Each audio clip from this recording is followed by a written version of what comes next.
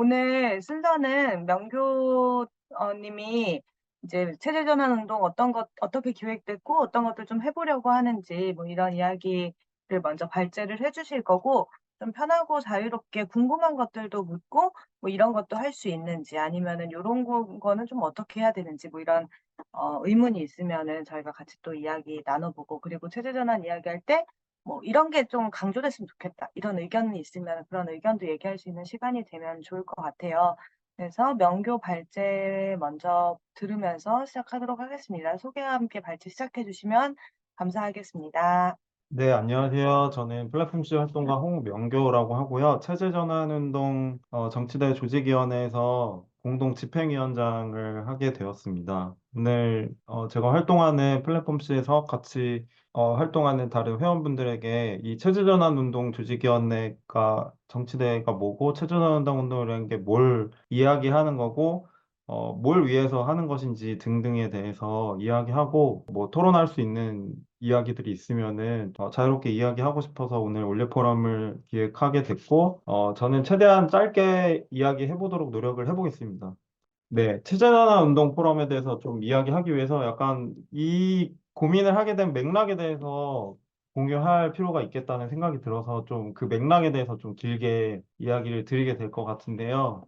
좀 한 20년 전쯤으로 거슬러 올라가 보려고 하는데, 97년에 IMF 외환위기가 있었죠. 이 당시에 이제 우리가 지금 사회운동이라고 통칭해서 부르는 운동이 여러 가지 대응들이 있었고, 어떤 여러 반응들이 있었던 것 같아요. 그래서 그 역사적으로 축적된 반응들의 결과가 지금의 사회운동일 것 같은데요.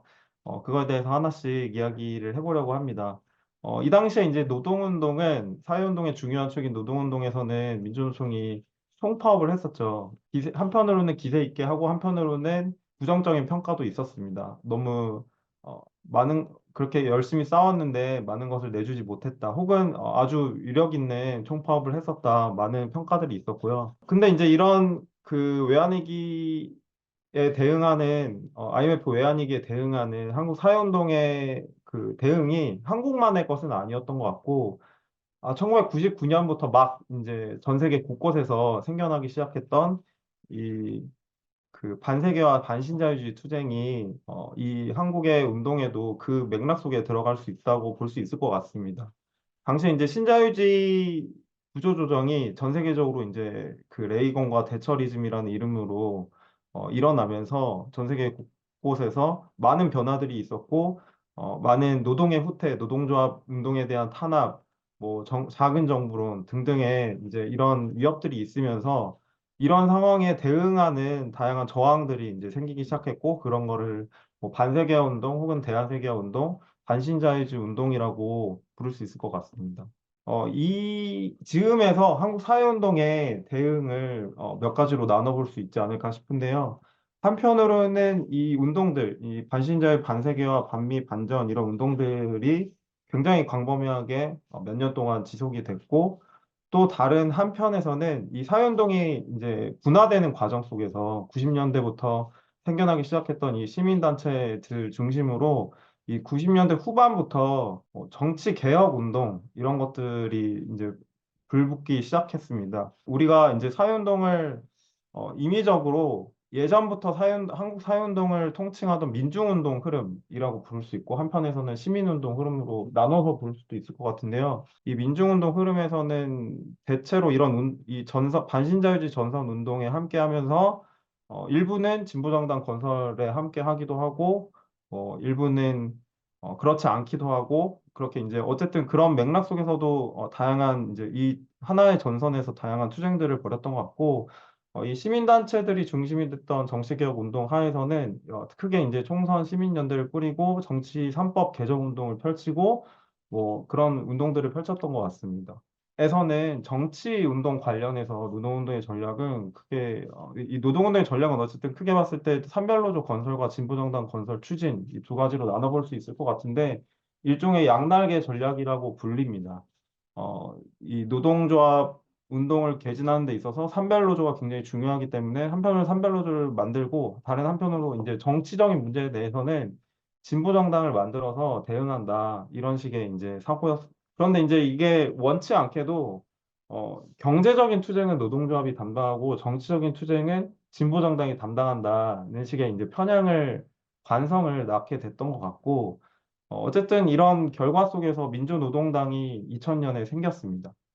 이 당시 이 민주노동당이 한창 활약하던 이 2000년대 시기에는 이제 이런 말들이 유행했었죠. 이 권영길이나 노회찬 등의 이제 민주노동당 정치인들이 했던 말인데, 뭐 국민 여러분 행복하십니까? 살림살이 나아지셨습니까? 그리고 혹은 불판을 엎어야 된다. 이런 말도 있었고, 한나라당과 민주당 사이에는 실개천이 흐르지만 민주당과 민주노동당 사이에는 장강이 흐른다라는 말로 진보 정당의 어떤 가치를 강조하면서 우리는 다르다. 이 보수 양당, 이 거대 양당과는 다르다. 다른 정치를 하겠다. 이런 식의 논리를 펼치면서 존재감을 조금씩 키웠던 것 같습니다. 근데 이제 이 시기에 IMF 이후로 본격적으로 이 신자유주의의 영향이 한국 사회에 점점 커지면서 여러 가지 변화들이 있었습니다. 정리해고 비정규직화가 이루어졌고 김대중 노무현 정부 하에서 그리고 노동조합에 대한 탄압이 이제 거세지기 시작했고 뭐 사회적으로는 효율과 경쟁을 중시하는 이 사회적인 변화들이 많은 것들이 이루어지고 그리고 많은 것들이 이제 시장화되는 수순을 밟았습니다. 그리고 정부는 한편으로는 굉장히 권위적이고 작은 정부를 지향하는 모습들로 변해갔습니다. 이런 것들을 이제 신자유주의 시장화라고 통칭해서 부를 수 있을 것 같고요. 그리고 아까 말씀드렸다시피 이 시민단체들 사이에서는 이 정치 문제 관련해서 정치 개혁 운동이 크게 일었는데요.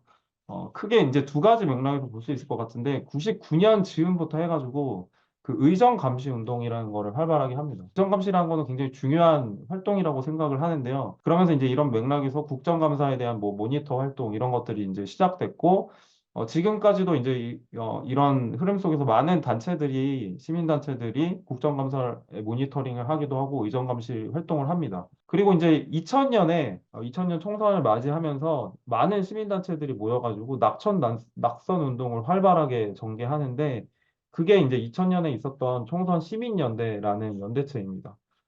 부정부패의 경력이 있는 정치인들을 속아내야 된다. 이제 이런 거를 주되게 내세우면서 낙선 대상 이제 정치인들을 리스트를 뽑고 이 사람들에 대한 이제 낙선 운동을 이제 대대적으로 캠페인으로 한 겁니다. 근데 이게 굉장히 대단히 성공적이었다고 볼 수 있습니다. 90년대에 생겨났던 이 시민단체 운동의 존재감을 확실하게 확 키웠고 이거에 긍정적인 이제 평가를 한다면은 구정치의 위기이자 신정치를 위한 산고였다. 시민사회의 활성화로 생활정치가 활성화됐다라고 현 이제 서울시 교육감 이 평가한 바가 있고요. 한편으로는 비판적으로 이제 사회운동 안에서의 비판인데요. 그 정치권의 물갈이와 세대 갭체, 뭐 새로운 젊은 층의 인입이 국민적인 요구이자 민중의 바람인 것처럼 보이게 해서 민중들의 정치적 요구를 왜곡했다. 생존권을 지키려는 민중들의 투쟁을 총선시민연대와 정치권의 허구적인 공방 속에서 재갈이 몰리고 질식당했다. 이런 부정적인 평가도 분명히 있었습니다. 그리고 동시에 이제 그 2000년대에 정치관들 3법 개정 운동을 굉장히 왕성하게 펼쳤는데요. 크게 세 가지 법이었습니다. 아니, 정당법 개정, 선거부정 방지법, 정치자금법이었는데요. 주되게는 어쨌든 부패 정치를 해결한다 이런 맥락이었던 거죠. 근데 이제 이런 맥락 하에서 몇 가지 변화들이 크게 일어났는데 일단은 지구당 제도가 폐지가 됐고요.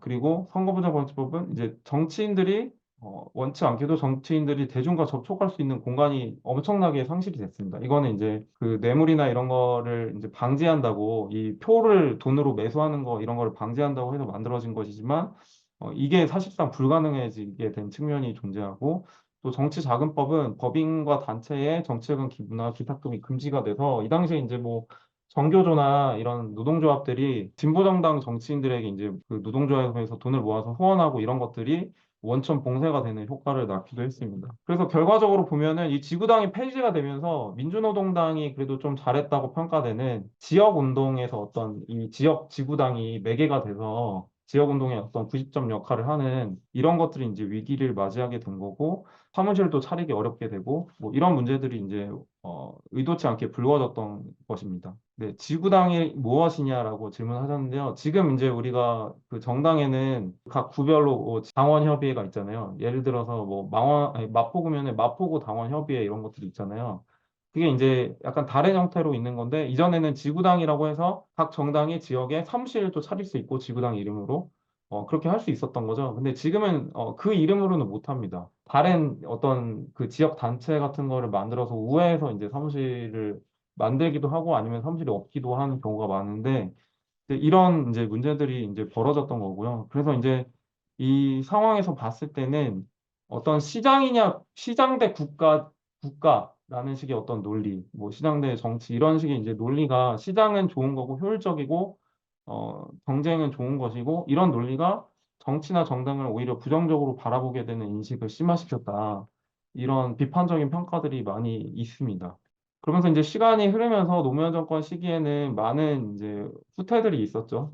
지금은 이제 그 노무현 대통령에 대해서 좋게 평가하는 경향이 많이 있는데 실제로 이제 사회운동 전반은 이 노무현 정권 시기에 굉장히 어려움도 많았고 그 정권의 여러 가지 신자유주의적 조치들에 맞선 투쟁들도 활발하게 진행을 했습니다. 그러면서 이제 이 노무현 정권 시기에 뭐 비정규직 양산이나 뭐 FTA나 뭐 이주노동자 강제 추방이나 이런 것들에 이제 맞서서 싸우는 흐름들이 있었고 이라크 전쟁 파병이나 이제 이 시기가 되자 원래 그 전에 2004년 총선에서 10명의 국회의원을 만들었던 민주노동당 같은 경우에는 민주노총에 가서는 노동자 대통령이 필요하다 이런 얘기를 하면서 민주노동당에 대한 배타적 지지 방침을 세웠고요. 그리고 뭐 당원 가입 캠페인도 이제 활발하게 합니다. 그러면서 이제 당원이 굉장히 많이 늘었죠. 특히 민주노총 조합원인 당원들이 굉장히 많았었죠. 한때 이제 민주노동당 당원이 많았을 때는 10만, 11만 이랬을 정도로 되게 활발했습니다. 근데 이제 결과적으로 이때 대선은 민주노동당이 완전 참패로 기록이 됐습니다. 그리고 이제 이명박이 당선이 됐던 거죠. 이제 뭐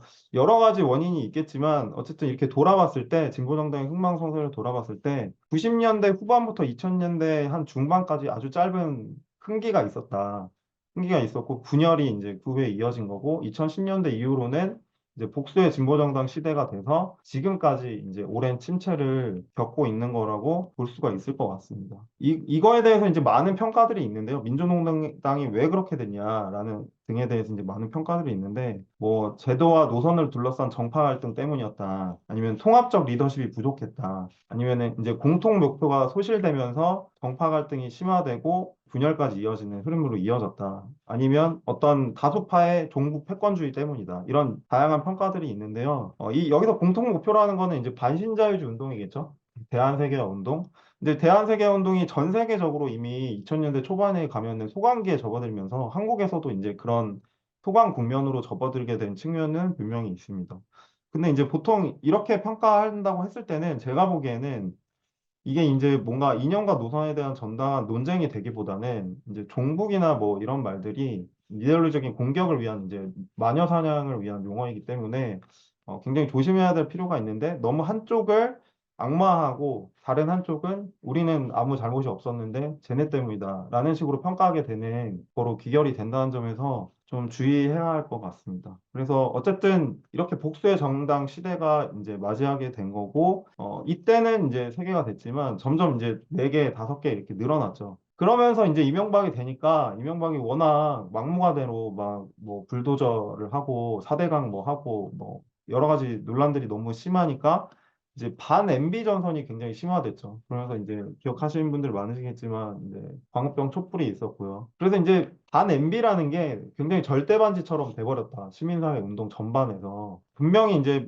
이명박 퇴진을 위한 요구나 운동은 굉장히 중요했지만 기승전 이제 반 MB가 되다 보니까 사회운동의 모든 쟁점이나 이런 것들이 다 사라지고 이걸로 다 빨려 들어가게 되는 문제들도 있었던 것 같습니다. 다시 이제 여러 개의 진보정당들이 됐다가 다시 통합진보당이라는 당을 만들려고 하는 시도가 있었습니다. 근데 이때 문제는 원래 민주당의 한편에 있었던 세력과 좀 통합을 하게 되면서 갈등을 예비하게 되는 문제가 있었던 것 같습니다. 그래서 민중운동 한편에서는 민중운동과 노동운동 등에서는 이 통합에 대해서 굉장히 격렬하게 반대하는 목소리도 굉장히 컸습니다. 민주노총 저합원 수천 명이 이제 반대하는 서명 운동을 하기도 할 정도로 왜 그 민주당, 그러니까 노무현 정권 시기에 신자유주의 정책을 밀어붙였던 한 세력과 같은 당을 만들겠다고 하는 거냐, 진보정당의 길이 아니라 이런 반대도 분명히 있었던 것 같습니다. 네, 그래서 그 다음에 있었던 대선에서는 이제 반엠비 전선이 이제 많은 거를 뭐 휩싸버렸죠. 이거의 효과였던 것 같습니다. MB 정권 시절의 효과로 이 여러 진보 후보들이 있었는데 대선 투표 전에 다 이 주요한 진보정의당 후보나 통합진보당 후보가 사퇴해버리고 문재인 후보를 지지하는 결론을 내버렸고, 그래서 결과적으로는 노동운동에서 낸 두 후보가, 무소속으로 낸 두 후보가 남았는데 굉장히 초라한 성적표를 받았습니다. 그렇게 해서 이제 통합진보당은 나중에 그 다음 총선에서 13석이라는 의석을 얻긴 했는데, 아시다시피 이 통진당 사태가 벌어지게 되면서 완전히 파국적으로 흘러가게 됐습니다. 이게 이제 파국적으로 흘러간 다음에 만들어진 당이 진보정의당이었죠. 지금의 정의당이죠. 근데 이제 정의당은 처음에 만들 때 이전에 이제 민주노동당이 갖고 있었던 좌파적인 성격이나 완전히 이제 사회주의적 정당이라고 말할 수는 없지만 이제 사회주의의 뭐 오류를 평가하고 긍정적인 면을 계승하고 이런 이제 문구들이 있었던 건데, 이런 거는 다 제거하고 모호하게 함께 행복한 정의로운 복지국가라는 문구를 당원에 삽입을 했습니다. 그리고 실제로 당을 만드는 과정에 있어서도 뭐 한미동맹 해체론을 재검토해야 한다라든지 북한 체제를 비판할 수 있어야 한다라든지 이제 이런 식의 이제 기존의 이제 운동의 맥락에서 벗어난 기존 운동을 좀 비판하면서 뭐 이를테면 운동권 정당에서 탈피해야 된다라는 말이라든지 이런 말들을 하면서 좀 많은 논란이 있었고, 그래서 이제 정의당은 운동과 점점 멀어진다라는 평가를 분명히 받았던 것 같습니다. 그러면서 이제 굉장히 많은 진보 정당들이 생긴 거죠. 보시는 바와 같이 이 시간이 흐르면서 이런 맥락들 속에서 이제 이 화살표 방향을 따라서 막 합종 연행과 분열과 뭐 이런 것들을 반복하면서 오늘의 상황이 이른 것 같습니다. 진보당, 정의당, 노동당 이렇게 돼 있죠. 그리고 지금은 많이 시민사회운동 전반에서 기본소득당에 대해서는 진보정당이 아니다 이런 평가를 내리고 있기도 합니다. 이러다 보니까 상황이 이렇게 가다 보니까 굉장히 이제 냉소나 절망이 이제 심화됐던 것 같고요. 민주노총 안에서나 뭐 시민사회 운동 전반에서나 이 진보정당 운동에 대해서 좀 많이 포기하게 되는, 말하지 않게 되는 이제 상황으로 갔는데, 그럼에도 불구하고 열심히 싸웠죠. 많은 활동가들이 기존에 뭐 구심은 점점 희미해졌지만 그랬지만 어쨌든 계속해서 열심히 투쟁했습니다. 마주한 여러 가지 상황들에 대해서 억압들에 맞서서 투쟁을 했고, 그러다가 맞이한 것이 2016년 겨울에 박근혜 퇴진 촛불이었던 것 같습니다. 박근혜 퇴진 촛불은 기억하다시피 굉장히 많은 사람들이 참여해서 결국에는 박근혜를 퇴진시키는 결과를 만들었습니다. 근데 박근혜 퇴진 촛불에 대해서 부정적인 평가를 하시는 분들도 있습니다. 지금 결과적으로 와서 보니까 뭐 나아진 게 뭐냐, 한국 사회가 나아진 게 뭐냐, 뭐 이런 이제 평가를 하는 거죠. 뭐 그렇게 말할 구석도 있다고 생각합니다. 근데 이제 마냥 그렇게 평가하면은 촛불이라는 게 쓸모가 없는 것이었냐라고 한다면은 저는 그렇다고 생각하지는 않습니다. 일단은 엄청난 대중운동의 경험 속에서 많은 사람들이 나도 거리에 나갔고 광장에서 내 목소리를 냈고 그동안 내지 못하던 목소리를 냈고 그로 인해서 이 퇴진돼야 된다고 생각하는 이 대통령을 퇴진시키고 우리가 원하는 세상이 무엇인지 말해본 경험이 있다라는 경험이 무수히 많은 이 운동가는 좀 동떨어져 있었던 많은 평범한 사람들의 기억 속에 이제 남은 거죠. 그런 것들이 있고, 이런 경험 때문인지, 어쨌든 노동조합의 조합원 이 조직률은 이 문재인 정권 시기에 굉장히 크게 올라갔습니다. 이거는 이제 기존의 이 노동조합 운동에서 민주노총에서 전략조직화 사업을 열심히 한 성과이기도 하고, 동시에 이 촛불의 영향 속에서 얻은 어떤 자신감, 대중적인 자신감, 그런 것의 영향이기도 하다고 생각합니다. 그리고 이 절대 구속될 리 없을 것 같았던 우리나라 최대 기업의 이 재벌 경영 3세가 구속되기도 했습니다. 그리고 많은 이제 비정규직 노동자들이 정규직화 요구를 하면서 운동들이 있기도 했습니다. 투쟁들도 활발했었고, 문재인 정권 시기에 가장 인상 깊은 투쟁은 이 고속도로에서 톨게이트 노동자들의 투쟁이었던 것 같습니다. 근데 이제 문재인 정권 시기에 한편으로는 기억하다시피 뭐 소위 조국 사태 이런 것이 있었고 공정 담론이 이제 대두가 됐죠. 그러면서 사회적으로 기존에 우리가 불평등에 맞선 어떤 운동을 벌이는 어떤 담론과는 좀 거리가 떨어져 있게 이를테면은 공기업 정규직 노동자들이 공기업의 이 비정규직 노동자들의 정규직화를 반대한다든지 우리는 열심히 되게 고생해서 이렇게 시험 봐서 들어왔는데 저렇게 쉽게 정규직화 해주면 안 된다라는 식의 이제 논리를 펴면서 이 자기보다 좀 안 좋은 열악한 처지에 있는 이 비정규직 노동자들의 정규직화를 반대하는 목소리를 낸다든지 이런 이제 역행들이 있었던 것 같습니다. 그리고 이런 결과로 어쨌든 문재인 정권 시기에 문재인 대통령의 무능의 여러 가지 몇 가지 무능의 결과로 지금의 윤석열 정권을 낳았다는 거는 이제 부정할 수 없는 사실인 것 같습니다. 근데 이제 그렇다면은 이런 이제 엄청난 변화들 속에서 시민사회 운동은 어떤 상황에 있었냐라는 거를 좀 돌아보면은 최근에 와서 굉장히 심해졌던 건데 특히 문재인 정권 시기에 시민사회 운동에 있었던 많은 인사들이 민주당 정권에 들어간 것이 사실입니다. 그래서 이제 보수 언론들은 이렇게 표까지 만들어서 이 시민운동 출신의 시민단체 출신의 인사들이 뭐 청와대 당 민주당 뭐 정부 장관 뭐 이런 데로 많이 들어가고 있다. 그래서 어떤 시민단체가 갖고 있었던 어떤 그 소금으로서의 역할을 상실하고 있다. 이런 비판을 하기는 했는데 그 조선일보나 동아일보 등이 말하는 모든 것을 동의할 수는 없지만 많은 것들을 이제 동의할 수 없지만 어쨌든 이렇게 비판할 여지를 준 것은 저는 사실인 것 같습니다. 그리고 이렇게 되면서 시민단체에서 뭔가 활동하면은 많은 활동가들이 그런 의식을 받았죠. 시민단체에서 활동하고 뭐 사회운동을 하면은 나중에 정치하려 그래? 뭐 이런 이야기를 듣는 활동가들도 늘어났고 그랬던 것이 사실이었던 것 같고요.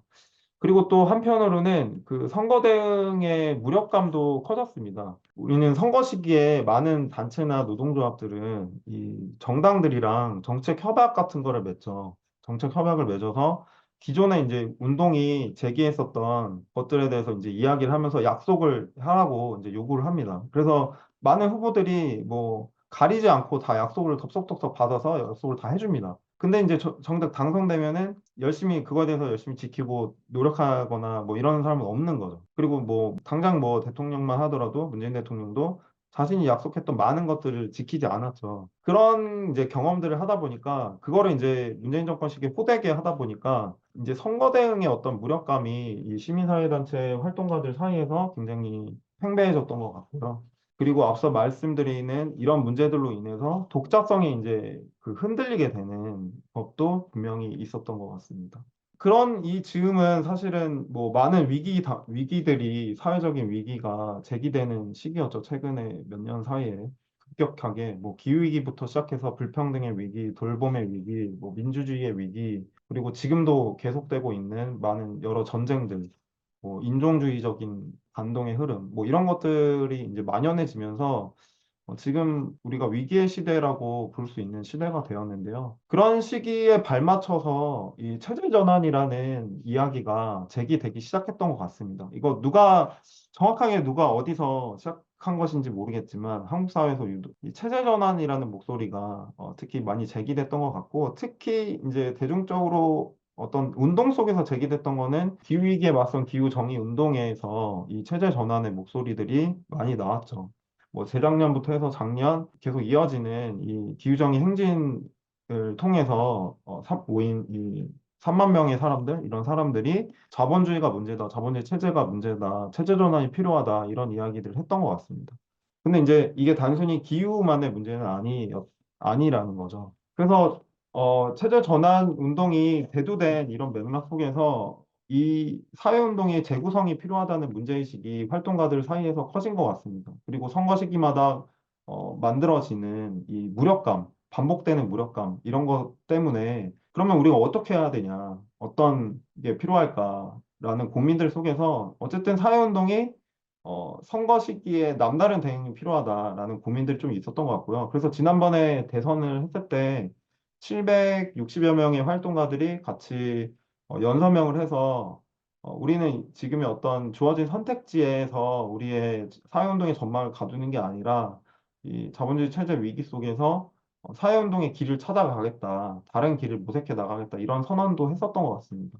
그래서 이제 이런 맥락 속에서 사회운동이 체제 전환 운동으로 재구성돼야 된다, 이런 문제의식들이 나왔던 것 같고요. 당장 내년 4월이 이제 총선이고, 그 제도 정치는 많은 혼란들이 계속 이어지고 있는데, 이런 상황에서 이 사회운동이 스스로를 재구성하고 총선 시기를 무기력하게 대응하지 않고 단지 그 총선 대응이 아니라 그걸 넘어서서 앞으로 뭐 당장 이 우리의 문제를 해결할 수 있는 거는 아닌 것처럼 보이니 사회운동의 어떤 체질 전환도 필요하고 아닌 것처럼 보이니 수년의 전망을 가지고 최소한 수년의 전망, 뭐 10년의 전망을 가지고 같이 사회운동을 재구성하는 구심점을 만들어가고 같이 연결되고 같이 체저단이라는 문제의식을 심화시키는 그리고 서로의 어떤 통일성을 만들어 나가는 그런 거를 하자.